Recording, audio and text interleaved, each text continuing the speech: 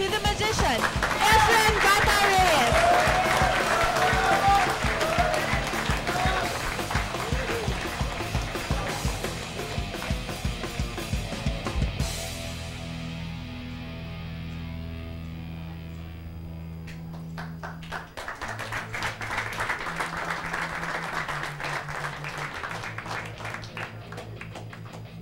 Okay, Kuya Efren, napansin namin lahat na nagpagupit ka.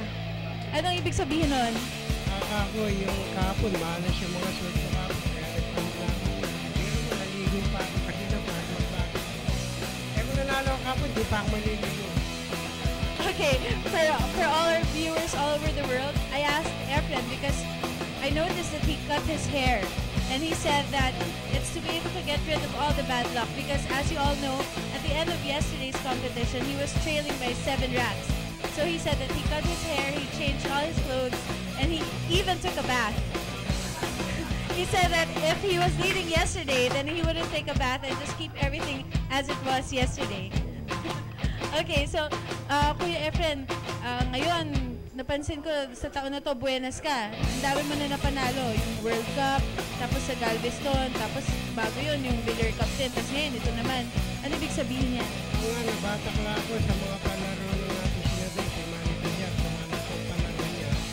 Pero marami sa pinalaro, kaya habang naglalaro, nabatak ako sa isa. Ito yung huli na Okay, I asked him that it seems that he has been having a lot of good luck in the tournaments in this whole year.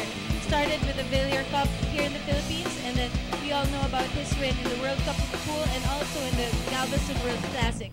And now we have this event. So he said that this is all due to all the practices that he's been getting because of our monthly Villar Cup tournament. So thank you so much to Senator Manny Villar for that. Marami din, salamat sa lahat ng mga nag-sponsor dito at sa lahat ng mga promoter. He also wants to thank all our sponsors and all the promoters all over the world. Okay, Kuya Efren, last question. Ngayon, ang dami mo na nakalaban. Tapos ito ngayon ay face-off kayo ng isang napakagaling din na Grandmaster. Sa tingin mo, sino yung magandang makalaban mo kasunod? Hindi ko alam kung sino ang maganda eh. Kayo na lang ang pumili kung sino yung ilalaro sa akin.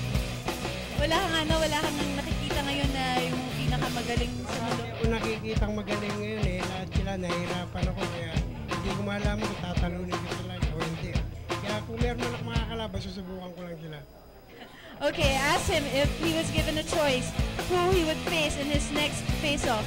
He said that he can't decide right now and there's so many good players all over the world and he's not even sure if he's actually going to win if he plays anyone. So, thank you Kuya Efren and congratulations once again. Good luck sa mga next na competition.